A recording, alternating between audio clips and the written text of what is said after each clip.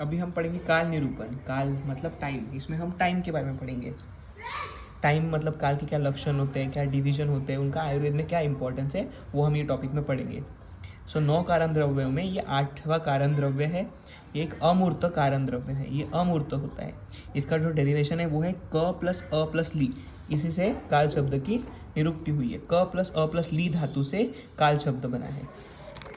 उसके बाद हम पढ़ेंगे इसका डिस्क्रिप्शन, इसके निरुक्त के बारे में, इसके लक्षण के बारे में। सो कालः पुनः परिणामः, या फिर कालः पुनः परिणाम उच्यते, मतलब जो चेंज क्रिएशन, जो वर्ल्ड में चेंज होता है उसी को हम क्या बोलते हैं, काल बोलते हैं।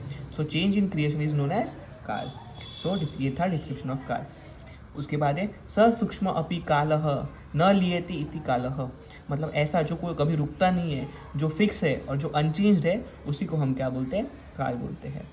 उसके बाद श्लोक है अतीता दिव्यो व्यवहार हेतु कालः स चैको विभूर्य नित्यश्च, मतलब त्रिकाल का ज्ञान जिसे होता है, प्रेजेंट पास्ट और फ्यूचर, जो एक है मतलब जो वन है, विभू मतलब जो हर तरफ है, और जो नित्य मतलब जो हमेशा है, वही काल है। सो काल क्या है, जिसको हमें त्रिकाल का ज्ञान होता है, प्रेजेंट पास्ट और फ्यूचर का। काल क्या है, एक है, विभू है मतलब हर तरफ है, और नित्य है मतलब हमेशा ही होगा। ये क्या है, काल।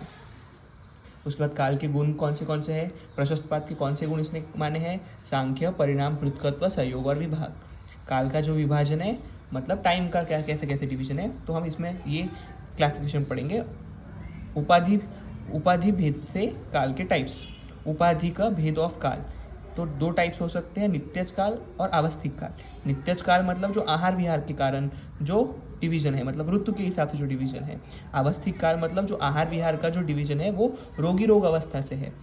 नित्य काल मतलब जो ऋतु के बेसिस पे जो डिवीजन है टाइम का या काल का। अवस्थिक काल मतलब जो रोगी या रोग के बेसिस पे क्लासीफाई किया है। सो ये थे 2 टाइप से क्लासिफिकेशन। औपाधिक भेद से काल के 2 टाइप है, नित्य काल और आवस्थिक काल। इसमें भी अब हर काल को इंडिविजुअली पढ़ेंगे।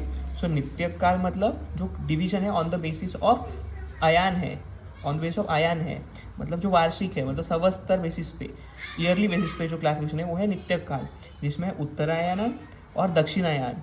उत्तरायण मतलब आदान काल, दक्षिणायन मतलब विसर्ग काल। उत्तरायण मतलब आदान काल। आदान काल में 3 आते हैं, 3 ऋतु आते हैं। शिशिर ऋतु जिसमें माघ और फाल्गुन है, वसंत ऋतु जिसमें चैत्र और वैशाख है, ग्रीष्म ऋतु जिसमें ज्येष्ठ और आषाढ़ है। ये हो गया उत्तरायण या फिर आदान काल। आदान काल में क्या होता है, हॉट सीजन से आते हैं, जिसमें सारे सूर्य की किरण की वजह से जो सारी पृथ्वी है वो रुक्ष हो जाती है, और जो प्राणी है सारे, उनका बल क्षीण हो जाता है, बल कम हो जाता है, वो है आदान काल। उसके बाद है दक्षिणायन या फिर विसर्ग काल। उत्तरायण, दक्षिणायन को विसर्ग काल भी बोलते हैं, जिसमें 3 ऋतु आते हैं, वर्षा ऋतु, शरद ऋतु, हेमंत ऋतु। वर्षा ऋतु में श्रावण और भाद्रपद, शरद ऋतु में है अश्वज और कार्तिक, हेमंत ऋतु में है मार्गशीर्ष और फाल्गुन। सो ये है विसर्ग काल। विसर्ग काल में क्या होता है, सारे कोल्ड सीजन्स आते हैं, जिसमें क्या होता है कि चंद्रमा की जो शीत किरण है उसके वजह से जो प्राणियों का बल है वो बढ़ते जाता है। आधार काल में सूर्यों की किरणों की वजह से पृथ्वी का रुक्ष गुण बढ़ जाता है, जिसकी वजह से प्राणियों का बल क्षीण हो जाता है। विसर्ग काल में चंद्रमा की शीत गुण की वजह से सारे प्राणियों का बल बढ़ने लगता है। सो यहाँ की सूर्य की किरणें प्रिडोमिनेंट होती है, यहाँ की चंद्रमा की शीत गुण प्रिडोमिनेंट होती है। यहाँ रुक्ष गुण बढ़ते जाता है, यहाँ रुक्ष गुण कम होता है। यहाँ पे जो है आदान काल में उष्ण गुण बढ़ता है, यहाँ पे शीत गुण बढ़ता है। यहाँ पे जो प्राणियों का बल है वो क्षीण होता जाता है, विसर्ग काल में प्राणियों का जो बल है वो बढ़ता जाता है। सो ये था नित्य काल मतलब जो वार्षिक है, संवत्सर है, उसके वजह से डिवीजन था उत्तरायण या दक्षिणायन, या फिर आदान काल या विसर्ग काल। सो ये था नित्य काल। उसके बाद है आवस्थिक काल, मतलब जो मेडिसिन के बेसिस पे है, मतलब रोगी रोग के हिसाब से है, वो है कालज और अकालज। कालज औषध सेवन और अकालज औषध सेवन।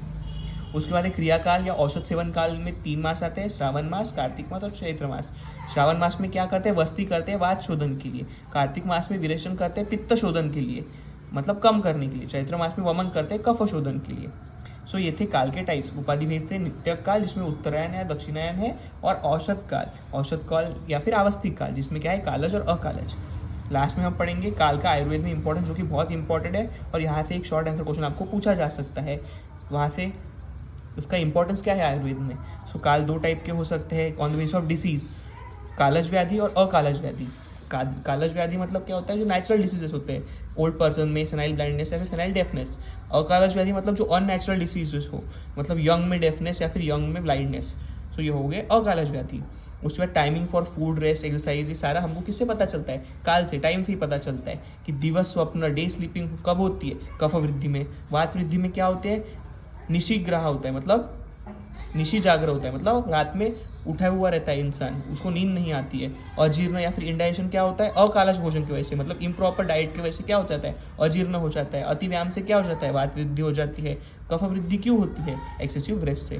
सो इन सारे में क्या है, काल का, टाइम का बहुत बड़ा इंपॉर्टेंस है। उसके बाद काल का कहाँ इंपॉर्टेंस है, हर्बल पाउडर्स के फॉर्मेशन में, मिनरल मेडिसिन में, पुष्यानुगु चूर्ण में, पुनः सव कर्म में, जो मेल बेबी के लिए दिया जाता है 3rd मंथ ऑफ प्रेगनेंसी में, नक्षत्र में, इन सब में काल का अधिक महत्व है। आयुर्वेद में काल का महत्व है षटक्रिया काल में। षटक्रिया का जो सीक्वेंस होता है उसमें भी काल का बहुत बड़ा महत्व है। वो है चय, प्रकोप, प्रसव, प्रसर्प, संश्रय, व्यक्ति और भेद। ये है षटक्रिया काल की 6 स्टेजेस। चय में क्या होता है, अकुमुलेशन होता है दोष का। प्रकोप में प्रोवोकेशन होता है, प्रसर में प्रोपोगेशन होता है, सांस में लोकलाइजेशन हो जाता है, व्यक्तिभेद में मैनिफेस्टेशन हो जाता है, और भेद में क्या हो जाता है, कॉम्प्लिकेशन हो जाता है। ये हो जाता है षटक्रिया काल के 6 भेद। इसमें भी काल का इंपॉर्टेंस है। क्रोनिसिटी में एक डिस्क कितनी क्रोनिसिटी है, वो ये ज्ञान भी हमको काल के थ्रू होता है। लास्ट में हम एक टेबल दिया है जिसमें काल मतलब ऋतु का दोष या संबंध दिया है।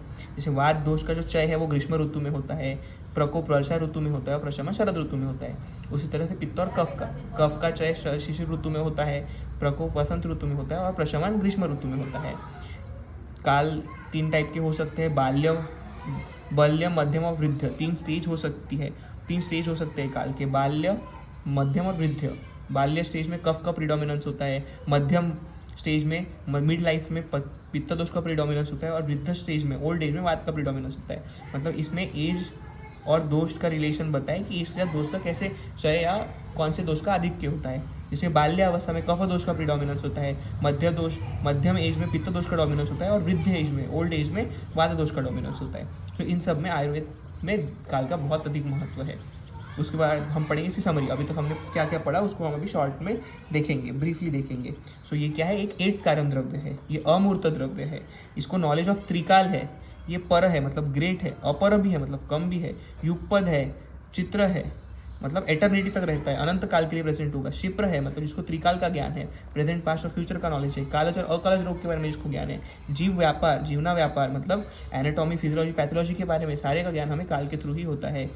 काल का आयुर्वेद में इंपॉर्टेंस है किस में, रेमेडीज, प्रिजर्वेशन में, प्यूरिफिकेशन में, मैन्युफैक्चरिंग में, टॉक्सिसिटी में, वैलिडिटी ऑफ मेडिसिन में, इन सारे में आयुर्वेद में काल का बहुत अधिक महत्व है। काल क्या है, काल एक है, एक ही काल होता है, एटर्निटी तक प्रेजेंट होगा, एटर्नल रिलेशन तक प्रेजेंट होगा, इसलिए नित्य है, हमेशा ही होगा। अनादि और अनंत है मतलब कोई ओरिजिन और कोई एंड नहीं है, हमेशा ही प्रेजेंट होगा, अनंत काल के लिए प्रेजेंट होगा, कोई फॉर्मेशन नहीं है इसलिए अनादि, अनंत काल के लिए प्रेजेंट होगा इसलिए अनंत। प्रिवेडिंग वाइल है, विभु है, हर तरफ प्रेजेंट होता है। कॉज फॉर ऑल परिणामकार भाव, सारे जो कन्वर्सेशन होते हैं वो टाइम के बेसिस पे ही होते हैं। उसके बाद है बिलीव्ड बाय गॉड, गॉड ने इसको माना है, कालो ही नामो भगवान। सो यही थी काल की समरी। सो ये वीडियो में हमने काल टॉपिक कवर किया।